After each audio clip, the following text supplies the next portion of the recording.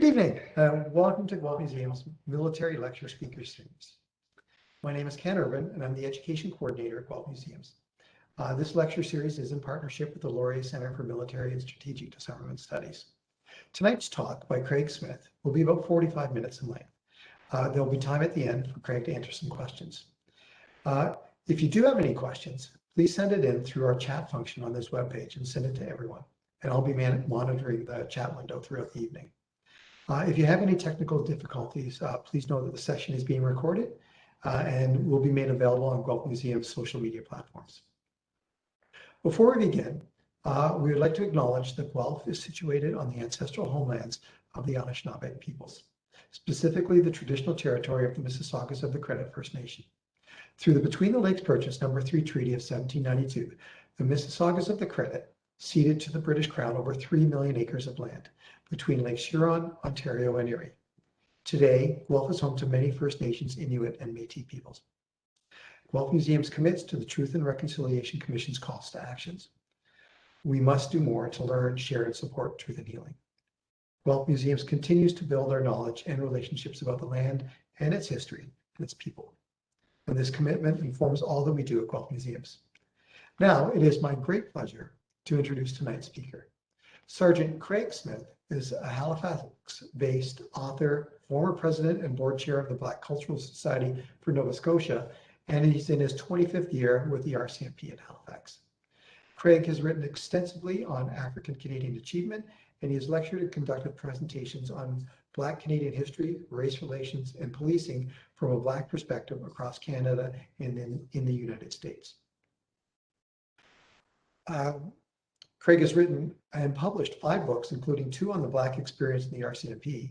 He's also appeared in a number of historical video documentaries and has received numerous awards in recognition of his work in the area of diversity, inclusion, and race relations. And if you want more information on Craig's books, his documentary appearances, or awards, please check out Craig's bio on our website. Now, it's my great pleasure to turn it over to you, Craig, and I'm really looking forward to your talk tonight.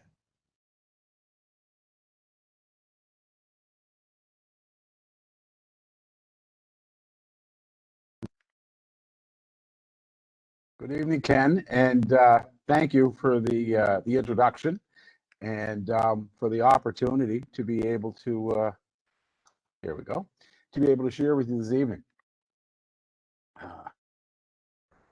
A little bit more about who I am very quickly. I am a 6th-generation Canadian who traces his lineage back to the Mi'kmaq people here in Nova Scotia. The Black Loyalists who came here in 1783, the Black refugees of the War of 1812, who primarily settled in the HRM, what is now the HRM, whereas the Loyalists were spread across the province, and Wales. And so all those 4 pieces of kind of who makes me who I am. But I also recognize very easily as well that, you know, society sees me as an African Canadian, an African Nova Scotian. I'm a child of the 60s, born in 61, and so I'm most comfortable as well with seeing myself as being a proud Black man. And so therefore, that's who I am. As was said, I have 25 years in the RCMP. I have had a little bit other lived experiences as well. I didn't join the RCMP until I was 35. And so I drove a bus for Metro Transit in the city here at Halifax, and I ran a community YMCA for a short time. And I worked at the North Branch Library on Goddard Street in Halifax for 12 years. And for anybody that knows, the North Branch Library is more so kind of a community center versus your normal, you know, please be quiet kind of library. I graduated from Queen Elizabeth High School in 1980, June of 80, and started working at the library in September of that year. And then 4 years later, that library gave birth to Black History Month in Nova Scotia. And so I had the opportunity of being able to be there for the first years of Black History Month getting underway, and the programming and the history and the historical figures. I think back now, and I think of, the late Dr. Carrie Bess, who was a well-known humanitarian and journalist, Dr. Pearline Oliver, that were, some of our early speakers in those early years of Black History Month. But it's also where, for me, my thirst for Black history and culture really came to the forefront. I was lucky enough to have been brought up in a household where my parents kind of made sure that there was a lot of positive self-imagery, and as well, I have family members, I guess, that were involved in a lot of different things. My paternal grandparents were founding members of the Nova Scotia Association for the Advancement of Colored People in 1945, and my late grandfather, Arnold Smith, was its first president. My godparents, who were also my great aunt and uncle, Dr. W.P. Oliver and Dr. Pearline Oliver, were at the forefront of the civil rights movement here in Nova Scotia from the 40s up until the 80s. Two of my mother's brothers, actually. One is a renowned actor of stage and film, Dr. Walter Borden. And of course, you'll hear a little bit about my Uncle George Borden and his connection with the number 2 Construction Battalion as we go on. But I've been just really blessed in so much that I've had.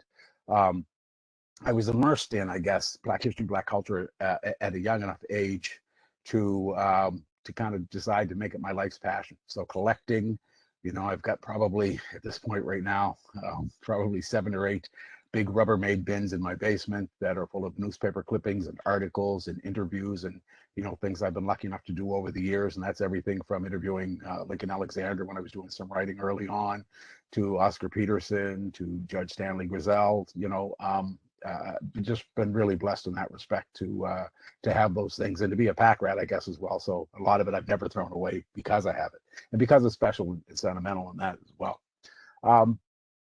And so I joined the RCMP 25 years ago, and I've been lucky enough to take what I've done when it comes to Black history and Black culture and being able to speak and immerse that into the organization. And they've been lucky enough, and we've been lucky enough, I guess, together to recognize that there was nothing wrong with being able to do that. And so I've been able to carry that out. Number 2 Construction Battalion. Having been had been the president of the Black Cultural Center for 5 years, I really allowed me to take it a step further in getting immersed in the history of the number 2. As a Black member in the RCMP, though, every year when the annual event would happen in Pictou, I would be one of the members because, being a descendant of my great grandfather, George Whalen, was a member of the number 2. That we would get, don our red serge and go to Pictou each year, each July, to take part in the parade and the ceremony that would happen after that. So I understood some of it, but was never as intimately involved as it was when I became the president and board chair of the Black Cultural Center, and you start to realize how the role that organization has played.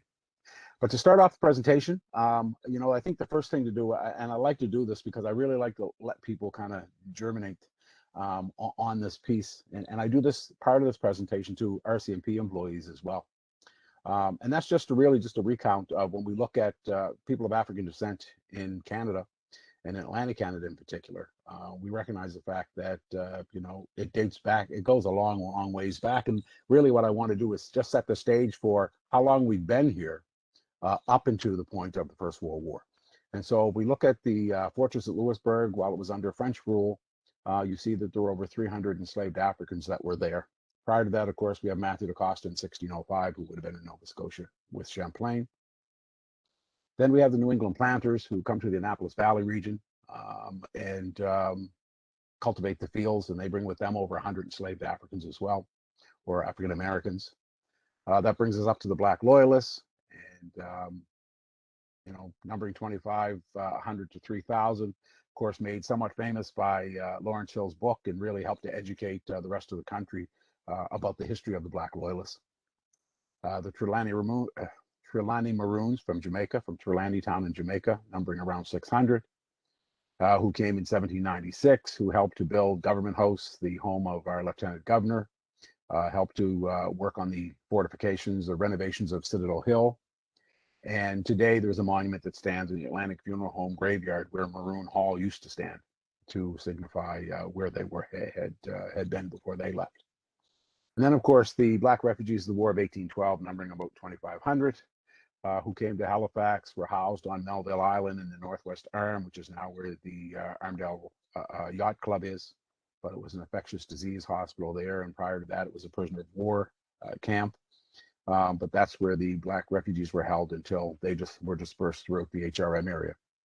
And the last course migration, major migration, being Black workers from Barbados and the West Indies to Cape Breton to work in the coal and the steel industry. And so those are the ones that's oftentimes you'll hear Black folks in Nova Scotia in particular talk about the Indigenous Black community. These are the people that they're talking about when they talk about the Indigenous Black community. And then, of course, in Ontario, of course, we know about the Underground Railroad, migration there to the Canadian prairies, between 1896 and 1909. The groups that went up before, of course, we had the Saskatchewan and Alberta into two distinct provinces, and we have the folks that were known as the Shiloh people that went up and came from, some came from Oklahoma. There were also folks that came from Iowa as well, and they were some of the first they were the first Black migrants to come, immigrants to come to Western Canada. And then, of course, aboard the Commodore, which left San Francisco and sailed into Victoria in, that's a typo there, that should be 1858. And they were the first Black residents of what is now British Columbia.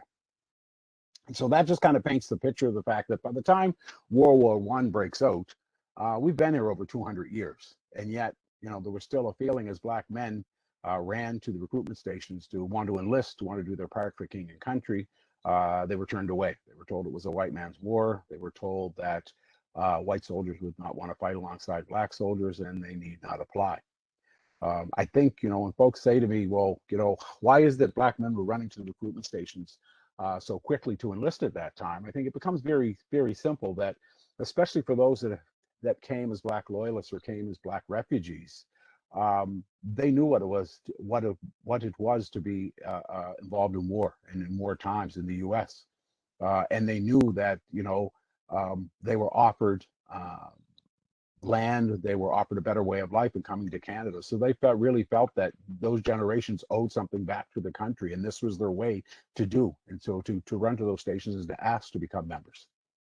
As we know now, it would take over 2 years, and more than that, it would take the enormous casualties that happened during World War I that you know, led the military to recognize the fact that they needed help, that they needed more bodies, and in particular, they needed bodies to be able there to go over and to, you know, fix railway tracks, to build fortifications, to dig latrines, to do all the support work that needed to be done to help. And so originally the thought was that when they were, of course, looking for the battalion, that they wanted the battalion to be at least 1,000 strong.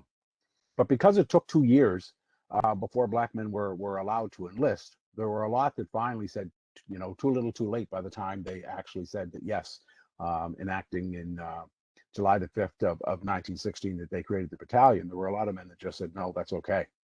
And so they ended up being 605. Headquarters became Pictou, Nova Scotia, in large part because of the fact that Lieutenant Colonel Sutherland said that he would take on the role of being in charge of the battalion as long as it could be close to home. And so that's why Pictou was selected to be the place where they would meet, they would train prior to being deployed overseas. Why Nova Scotia? Besides the fact of Colonel Sutherland as well, the other piece that was important to the fact of Nova Scotia was the fact that 605 men in the battalion, but over 300 of them were Nova Scotian. And so they say that we had somewhere probably around 7,000 African Nova Scotians at that time. And they were more than happy to step forward to try to do their part for the country. And so therefore, that's why the base became here in Nova Scotia.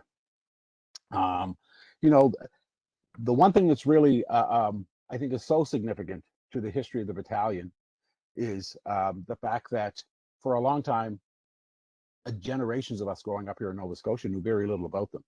You know, their exploits weren't talked about when they came back. And so generations after, you know, medals were put away, uniforms were put away, then slowly given away. And so there were a whole lot of folks that didn't know anything about the battalion. And it was really because of two men in particular that we know even about the battalion today. So it's the efforts of those two men that that set set the foundation for us learning.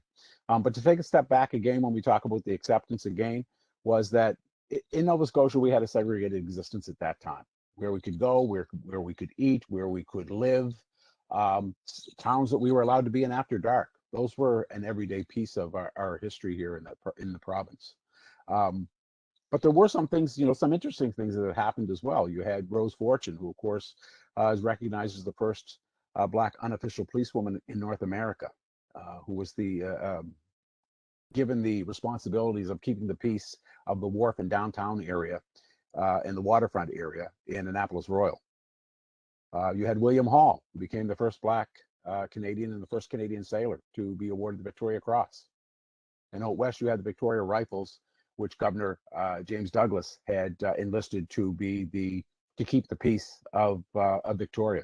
And so there were things that were happening. So it's interesting when you see some of the things that have happened leading up to the First World War, where there were these pockets of things that had happened that had shown that Black people could take their place and could shine in different areas. But there was still that underlying piece of segregation that was there as well as part of that existence.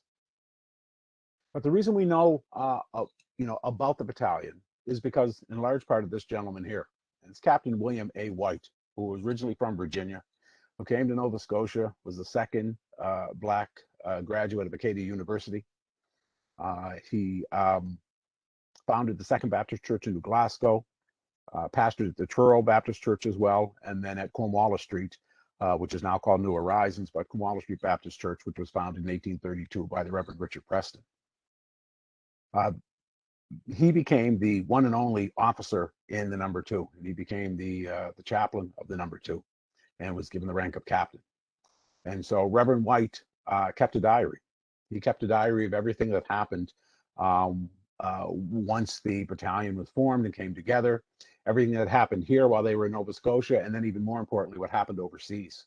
And it was his 2 diaries that he kept that formed the basis for the book that the late Calvin Ruck would put together when doing the research. And it was actually Calvin Ruck who said, I want to do something to acknowledge the men of number 2, that he realized in the early 80s, nobody knew anything about the history. And so he started digging. And he started digging until he found the diaries. And then in finding the diaries, he started to see where could he find the gentlemen that were listed in the diary. The photo that you see there in the picture beside Reverend White is a photo that was a commemorative painting that was done by the late Richard Rudnicki here in Nova Scotia to mark the 100th anniversary of the number 2. And that is in the middle of the photo is Captain White with the other men of the battalion while they were overseas. And so, and I should say as well, Reverend White would be the father of famed classical singer, Canadian superstar of her day, Portia White, and was also just a well-known minister, an orator who did sermons on radio stations here and throughout the Maritimes, and who was quite a major figure here in Nova Scotia in the Baptist community and in the African Nova Scotian community. And so his diaries, which are now we have actually copies of them at the Black Cultural Center, but they were also at the Canadian Library as well in archives. Photo of the men in Truro as they're lining up. The late Senator Calvin Ruck, in his book, The Black Battalion, Canada's Best Kept Military Secret. His granddaughter, Lindsay Ruck, actually did the republishing and some additional editing for the 30th anniversary of the book itself. And it has been, it has been the one book that told a generation about the number 2, about who these gentlemen were, about the humiliation, the discrimination that they faced as members of the number 2, and really about what the voyage was like, or what the journey was like from them, from being to the point of being in Europe, where you were close enough to the enemy lines that you were coming under fire, and then being the reality of coming back home and slipping back into what is considered second-class citizenship, even though you had just got done helping to defend your country. Senator Ruck actually, when he did the book, wanted to hold an event. And so he approached the Black Cultural Center, and together they came together. An event was held at the Lord Nelson Hotel. At the Lord Nelson Hotel. And as you can imagine, there were only a few members of the number 2 that were still alive at that time. And so you see those members that were in Atlantic Canada there in front of you that were able to be honored that night. And I'm told that as they walked into the banquet hall, there was a thunderous applause. The TV cameras were there, and they were given, the kind of accolades that were long overdue. And so in doing that one night, he then said, I want to go further. And that's where he followed up with the book. And then from the book, it became, well, what can I do to make sure that nobody forgets about who these men are? And so he sat down with George Borden, who at that time was the interim director of the Black Cultural Center. And they came up with the idea of holding an annual event each July to mark it, closest to the 5th, of course, because the 5th being the day that they were actually formed by the legislation act of government. And so they tried to figure out what they wanted to do, and they said, well, Pictou obviously seems like it should be the place where they would hold the event because of the fact that Pictou is where the battalion was. And so they then reached out to the mayor, Lawrence LeBlanc, in Pictou, and said, we'd like to do something to honor the number 2. And he, with open arms, said, by all means. And so they first events that they used to have down there were actually outside on the waterfront. So, you're always hoping for good weather. It took a long time before they actually went inside. But that event started, and then it just kind of grew. And so each year, the military would come together, the IODE, the RCMP, Stadacona Band, and guest speakers were brought in from all over to speak. As a matter of fact, and it's really poignant, I think, this week for me, was that the very first event that they had in 1993, they invited General Colin Powell to come to be their guest speaker. And he was unable to come, but he sent a telegram and letter acknowledging the men of the number 2. And of course, with his passing this week, it's even more poignant that his connection to the number 2 and the fact that he praised the men for the way that they stood up for their country. And so each year, each succeeding year, we've done something to mark the history of the number 2. Here are some of the men overseas.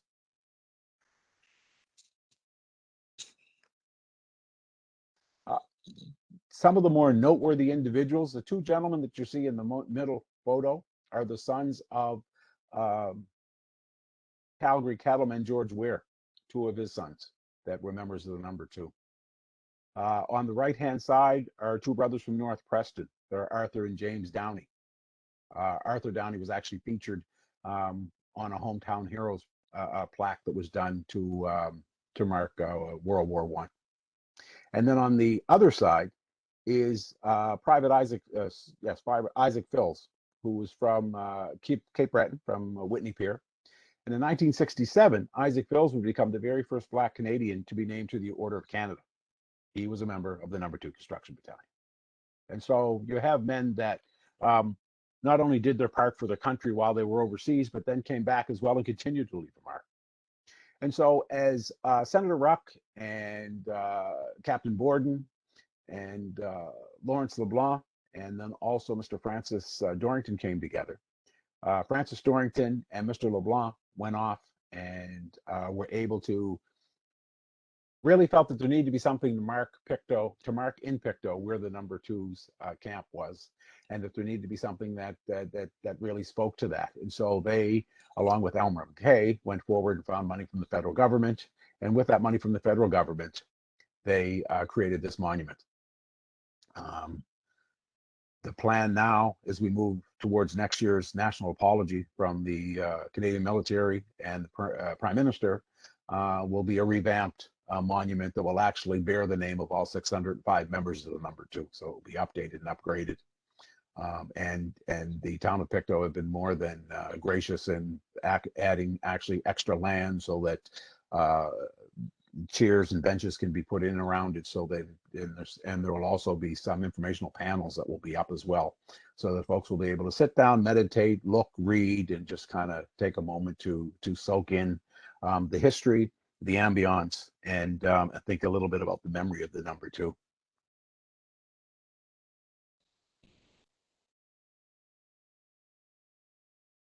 So the job of keeping the history of the number 2 alive has really fallen on one main organization to a large degree, with the assistance of a number of different people. The Black Cultural Center for Nova Scotia, which you see here, has been the primary organization who has kept the history of the battalion alive, who had been at the forefront of organizing every event that's happened in Pictou, and every event that we do as well on Remembrance Day. And during that time, we also pay honor to the number 2 as well.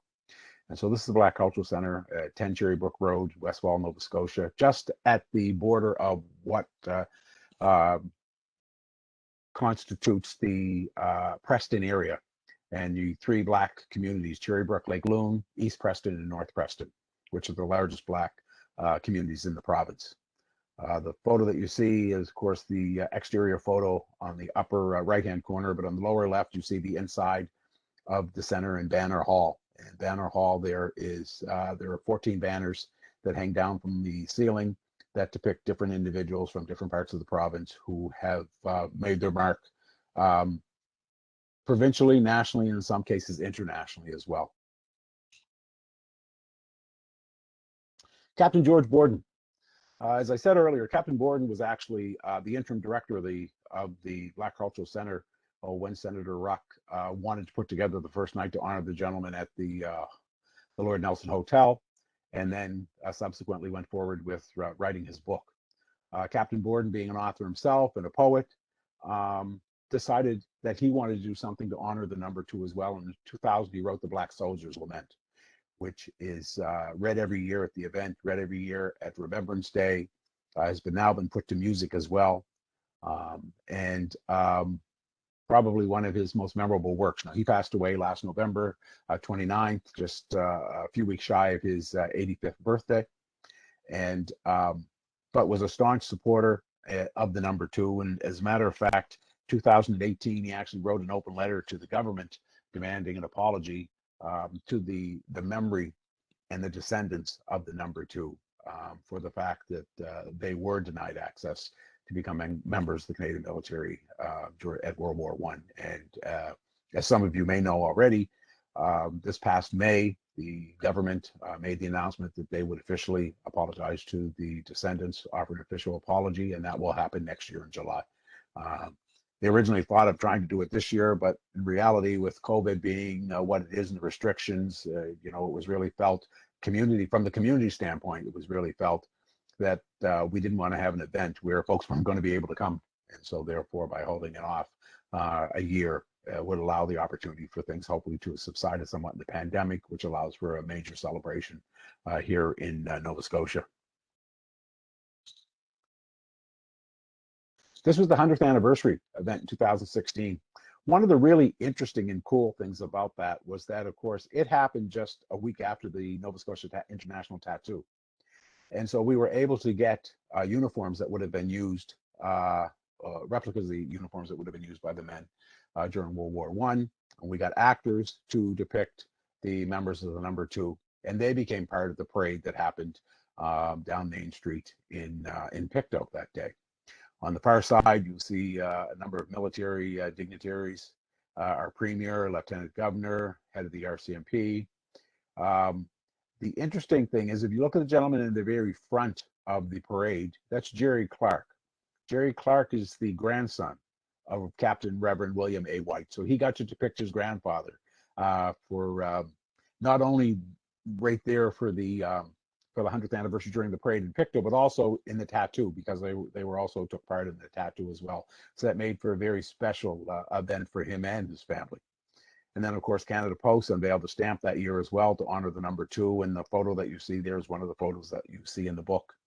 And in the lower is the silhouettes of the men with the axes and shovels and saws and things that they would have needed while they were doing the work that they were doing overseas.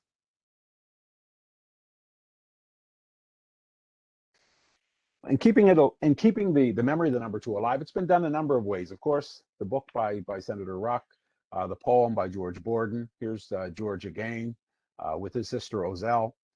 he wanted to do something as well that would commemorate the battalion in a different way. And so he wanted a shadow quilt, as he called it, created. And so you will see the figures of a number of different people on the quilt. Those photos were etched into fabric, and then his sister Ozell put the quilt together, and that was unveiled as part of the 100th anniversary celebration as well.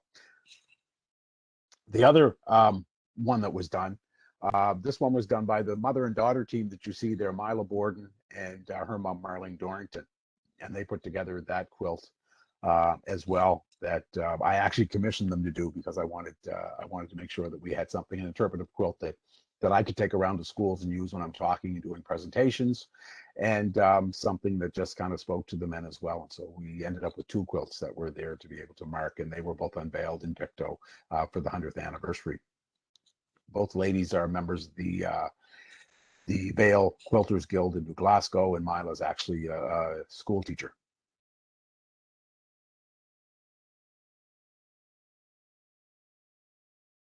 There've been a number of different ways in which we tried to keep the history of the legacy of the number 2 in people's minds. This past number of years, especially since the 100th anniversary, Doug Ruck, who is the son of Senator Calvin Ruck, has spoken across the country, kept his father's memory alive, and kept alive the memory of the number 2 by speaking to a number of different events, and to a number of different folks about the battalion itself.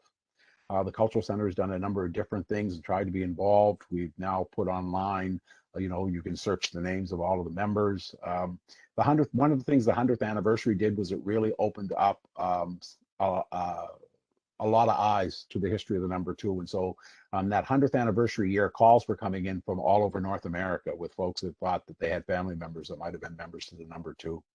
And so Senator Ruck had names all listed in the back of the book. The Cultural Center now has them all listed online, so folks are able to go on and search that as well. And we're doing a lot more. We have held events at the Army Museum at Citadel Hill, and we have just our Lieutenant Governor at the time, Brigadier General J.J. Grant, hosted an event at Government House. And there's just been a number of different things that have been done to keep their memory, their history alive, and to make sure that the younger generations are getting to understand and learn a little bit about who the number 2 Construction Battalion were. We're even at a point now where we're talking about looking at that quilt there and possibly turning it into a jigsaw puzzle for elementary schools that would also have a 1-pager that goes to the teachers to be able to explain a little bit about who the number 2 were, so that they can pass that history on to younger generations as well. And so I think realistically, keeping the history alive and keeping who they are alive is only limited by our imaginations on what things that we can do, and the way in which we can reach out, talk to people, and let people know about who they were. A bunch of proud men who came home, who didn't talk a whole lot about the experience that they had, partly because not a whole lot of men at that time talked about their experiences when it came to war and the things that they would have seen. But then to come home and recognize the fact that you weren't accepted as well as a war hero back home because you just went back to being a Black citizen in a city and in a country that still wasn't prepared to give you acceptance. And so therefore, a lot of them lived in obscurity until Senator Ruck wrote the book, and until we started to talk more about who they were and about the things that they had done, and to celebrate some of the history that is who they are.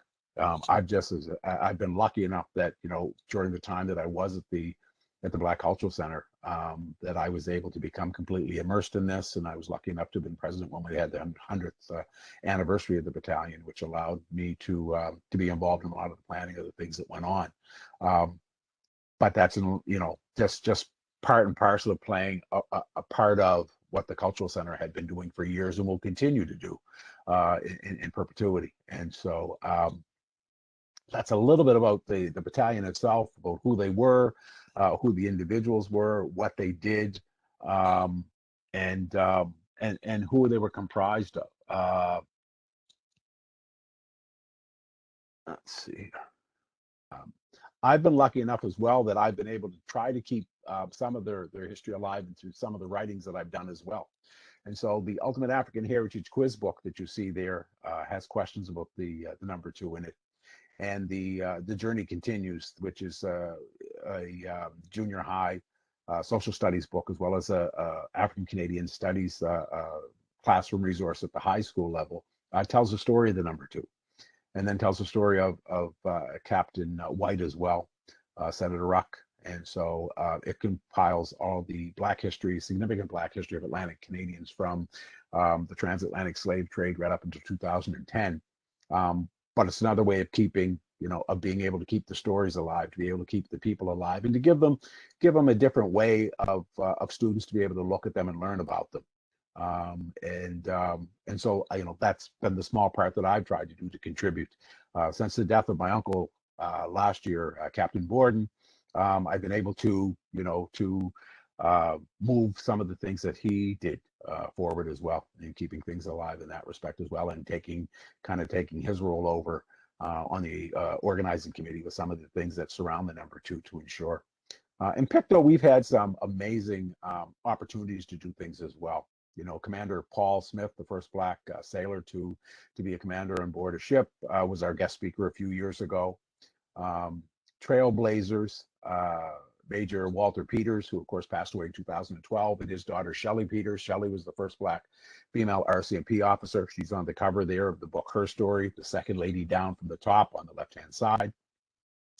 So her and her dad, Major Peters, who of course was first Black fighter pilot and also first Black instructor with the Snowbirds. They were father and daughter team that came and spoke in 2010 in Pictou for the number 2. So we've had some amazing folks come in and talk and to share their histories and to share their experiences, and to pass that on to full standing only crowds at the DeCoste Center.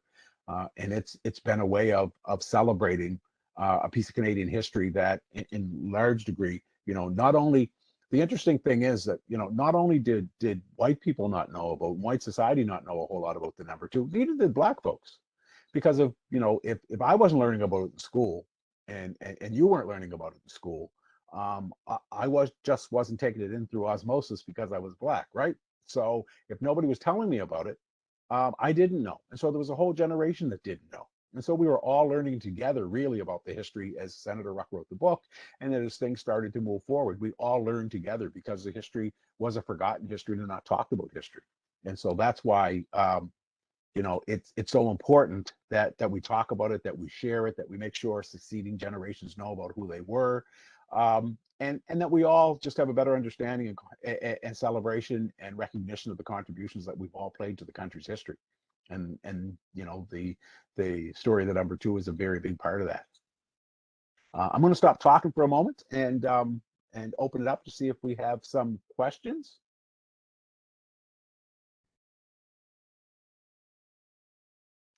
Yeah, I think we do have a few questions.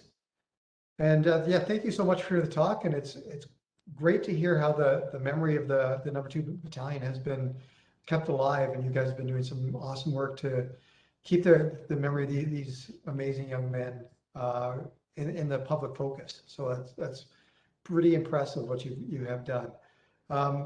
I'm curious about what kind of training the men received before they went overseas. Well, down in Pictou, they went through a lot of training actually while they were down in Pictou. So kind of like like a basic training, but obviously not a basic training where they were going to have guns and be able to fight with. But they would have gone through physical fitness training, but then also getting training to know exactly what they needed to be doing with the pick, shovel, and axe that they were going to be working on over there, and the types of things that they were going to be working on actually fixing when they got over there or building. And so there would have been training surrounding that as well. And of course, it's military, so you're going to learn how to march, and you're going to learn how to look good in your uniform, and all those other things that are part and parcel of the military experience as well. Was there any combat training involved at all? Not to my knowledge. If they were very little, possibly, because I guess the other thing that folks don't necessarily always know as well is the fact that there were some Black Canadians that did join the military and did go overseas and fight. And that was kind of a hit or miss, depending on what community you were in, depending on whether or not the folks at the recruiting station knew you, depending on whether or not there was out and out prejudice towards you. would determine that. And in some cases, depending on as well what you look like. Because if you happen to be mixed or if you happen to be light, a lot of times folks got in. I know a gentleman, Roy Fells, who was in Yarmouth, who actually served in the military during World War I, but he passed as white because he was light. And so that happened as well. Much as we hear, in the U.S., sometimes you hear about folks that were lighter skinned and moved from the south to the north, and they lived a life as white, not without folks knowing. There were people that actually got into the military that way as well. And so there were a number of black men that did get in, just luckily enough because of the fact that where they happened to be. Jeremiah Jones from Nova Scotia, who was from Truro as well, actually got into the military and fought during the war. So it was kind of a hit or miss when it came to that. But the men of the number 2 were not trained to go over and fight. They were trained to go over and to support the troops. Okay. And I also read that there were some men from the United States that came up to participate in the battalion. There were over 160 or so men from the U.S. that came up. There were men from the West Indies. Of course, we were a British colony. So there were men from the West Indies that came up and took part in the number 2 as well. And that's why the celebration, as we look towards the apology, is so big, because we now have the American group on side as well that, are now looking at descendants that they have that are on the U.S. side of folks that would like to come up and take part in that as well. Okay. I have a question that was the battalion seen as leveled with other battalions, and did they see more, less, or equal action? Oh, there was no question. They were never, unfortunately, they were never viewed as equal. They were always viewed as less than, just by virtue of the fact that they had to fight for 2 years just to be able to form the battalion. So they were never really viewed as equal by the military themselves. And even if you look at some of the writings that appear in Senator Ruck's book, in creating the battalion and bringing the men together, it was never looked at as seen as having them equal with white counterparts, or even for them to actually even stand shoulder to shoulder and fight with white men, because the military felt that it's just something that couldn't and shouldn't happen in our country at that time. Okay. Now I'm curious about the recruiting. Did they recruit across Canada for the battalion, or did people that They did. just get sent to the battalion? Nope, they did. They took out advertisements in newspapers, and they did recruit across the country. And that's originally the plan, was to have 1,000 men. But it really was felt that in large part, the fact that it took 2 years for folks for the government to actually say yes, and for the military to say yes, that some men just said, no, that's okay. We came, you didn't want me 2 years ago, I'm not going to go now. So originally the plan was it needed to be a group of 1,000. And then it cut back to the point where they got 605. But they did recruit right across the country, and men came from right across the country as well. That's how, of course, John Weir's sons. I have a good friend in Regina, Carol Lafayette Boyd. Her uncle was a member of the number 2. So there were folks that came from the prairies as well and traveled across the country to do their part. Yeah. There were 3 men from Guelph that joined up, Yes. and there's a park being named after them in Guelph, the Courtney Goins and Mallet Park. So we're trying to recognize their contribution too. Yeah. And it's interesting too, because I look at that group of men that were standing there at the Lord Nelson, and then I look at some of the names, and some of those men that were standing at the Lord Nelson were deacons in the church where I grew up at Cornwallis Street. But I never ever knew growing up that they had been men that served during the war, or were members of the number 2 until after they were gone. So being the history buff that I am now, of course, part of me says how great it would have been to been able to sit down and talk to them about their experience back then. That sort of leads into my next question. I know that Captain White had diaries, but have there been many other letters or interviews with the men surface in the last few years? There were, for the most part, a lot of the writings or works, of course. Senator Ruck was able to talk to those ones that were still alive at the time and talk with them, and to recount some of those stories as well. There have been folks as well like John Boileau and others that have been digging to try to find, to include more writings and more information. Kathy Grant in Ontario has done an amazing job of collecting artifacts from the #2 in the collection that she has. And so, some things have been done in that respect as well. Will that lead to another book or another publication that includes those kind of things? It would be great to make sure that those things get out. And when we talk about how the men were accepted when they come back, I mean, I think as well, when I look at some of the photos and some of the names, a lot of those were men that came back and then became porters on the railroad because it was the only job that a black man could get that was a steady job at that time as well.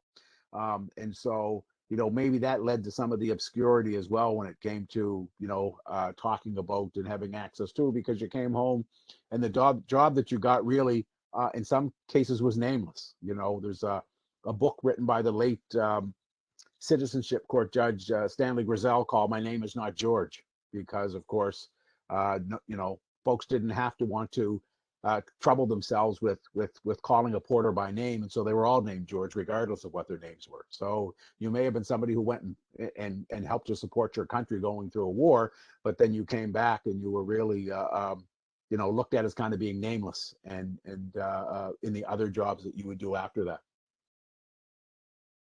Another question that has come up is, and this sort of stems from the Laurier Center, who has digitized a lot of the pension records of the First World War veterans. Did these men receive full pension and veterans benefits at the end of the war?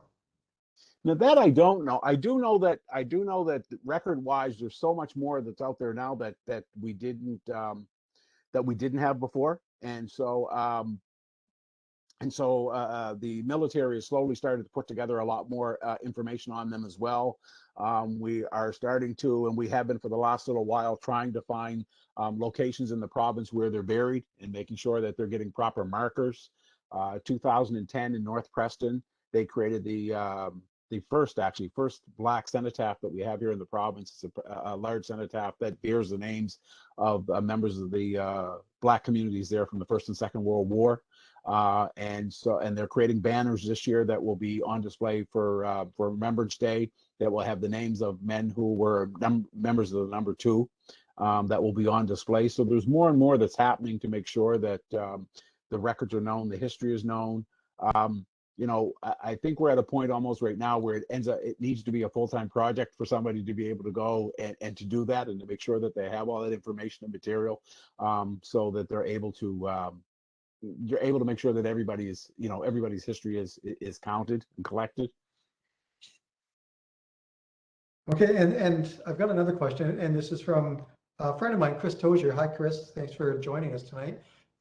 He wants to know if the soldiers were given similar burials that you mentioned that you're trying to find some of the burial sites. Were they given the same Commonwealth War gravestone and burial sites? And not in all cases, no. A lot of that has come after the fact. In particular, realistically, we still think of it. A lot of times when these gentlemen died, we were still at a point where you still had segregated locations and graveyards here in the province, right?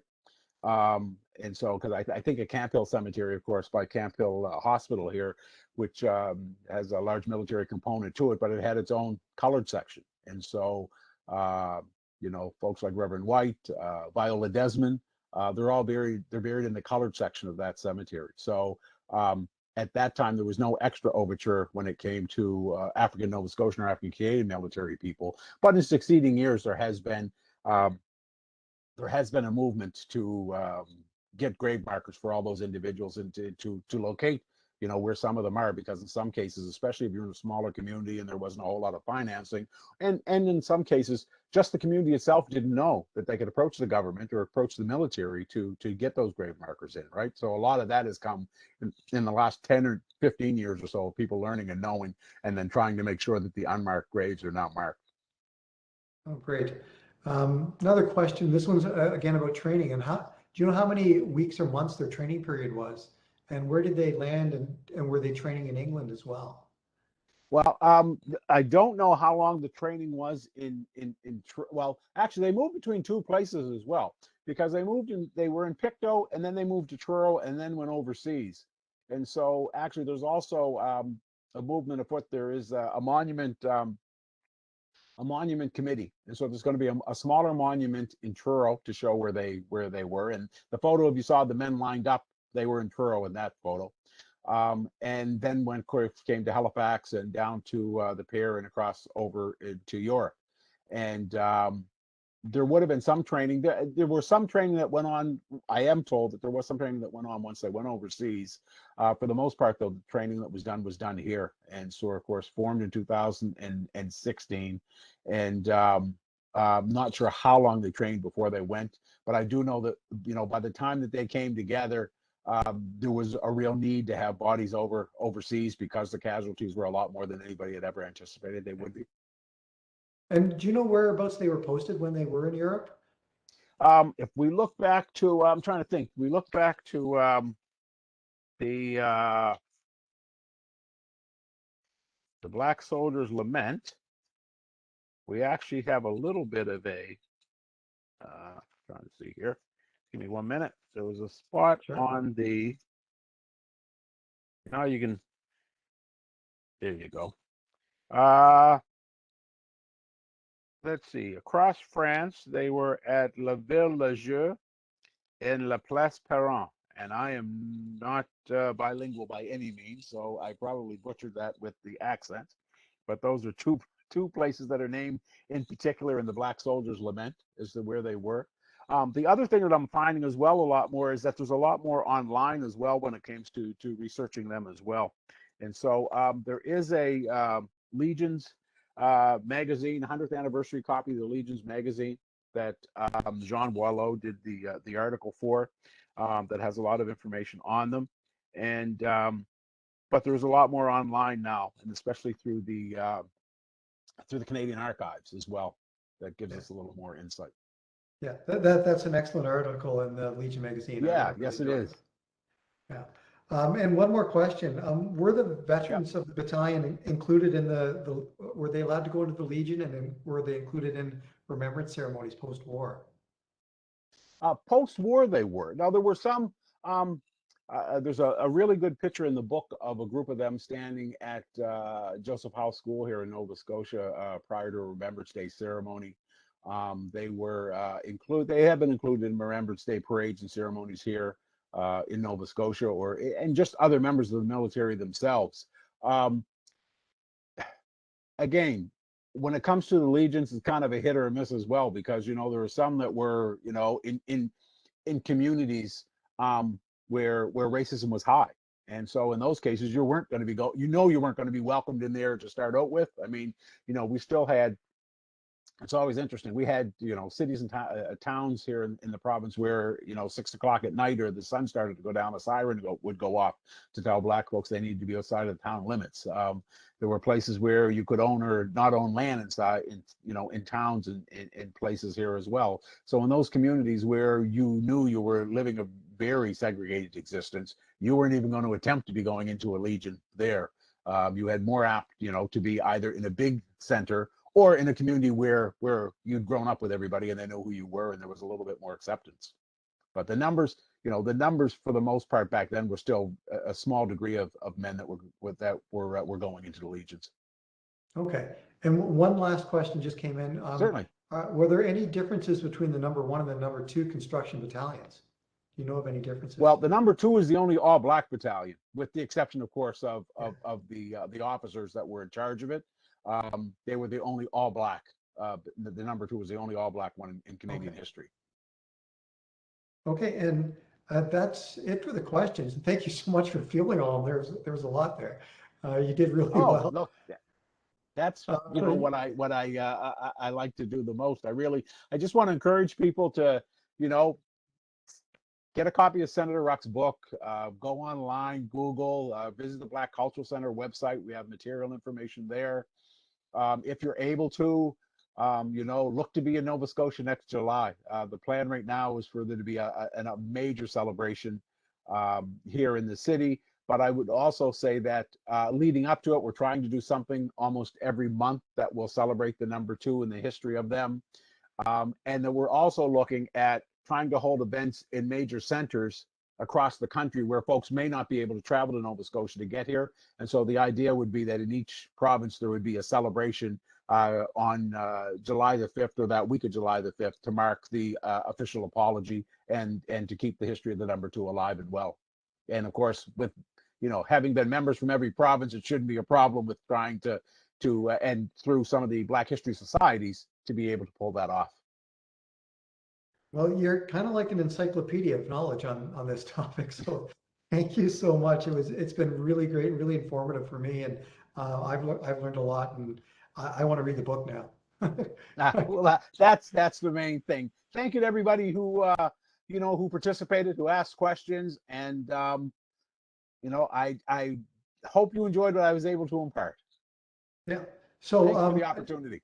Yeah. Thanks again, Craig. And I just want to let our viewers know that next month we have another talk on by Dr. Jeff Jackson, and he's going to be talking about the First World War diaries of General David Watson, and that's on Thursday, November 18th at 7 o'clock.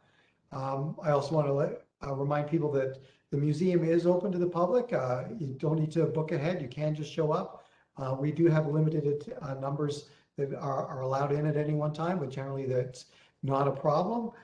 So we check our website for all the exhibits we have up. And tomorrow at the museum is one of our Fourth Friday concerts. We have Alicia Vorstenbosch, and I hope I pronounced that correctly, and Avalon, and they're performing at 7 o'clock, hopefully out on the patio. So hopefully you can join us for that performance and come in and drop by the museum for our Fourth Friday. Thanks again for everyone joining us tonight, and thank you, Craig, for a really interesting talk and opening my eyes up to a battalion that I didn't know very much about. So thanks again.